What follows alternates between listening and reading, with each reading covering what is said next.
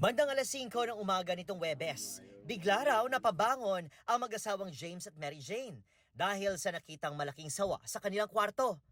Tingin ng mag-asawa, dumaan ang sawa sa bintana ng nirerentahan nilang kwarto sa boarding house sa Bacolod City at lumambitin sa kortina. Gulpi lang ko na nagsinggit ko kay nang lingko magkalba lang nga manog. Nagbangon ko da sa sir kag na ginano ko man si partner yung kwa ko sa kay bukda ko daan mano mabato dan sir. Ginto ko bigotan ni sir ya lang nga nakaano akon nga tiil. Hindi na raw ginalaw ng mga ito ang sawa hanggang sa lumayo. Malapit sa sapa ang kwarto ng mag-asawa. Ayon sa mga kapwa nila residente, may mga nakita rin silang sawa sa kanilang lugar nitong mga nakaraang araw. Damo na di makita mga gagmay, nilabay, gagwa na to. Di na iyang dako, abago pa lang ginaya. Nga nagwa, bala sa may buho.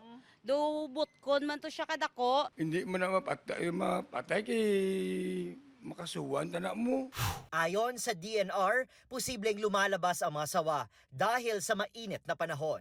Nakita sila sang ilang ako dayon init na kay sila ang mga manog na sir nang usually nagastay na sila sir sa mga mabugnaw nga lugar.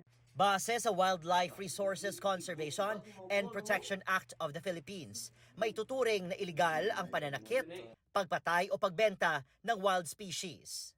Maaaring makulong ng 6 hanggang 12 taon ang mapatunayang magkasala at maaaring magbayad ng 1 milyon bilang parusa. Mula sa GMA Regional TV at GMA Integrated News, Adrian Prietos, nakatutok 24 oras.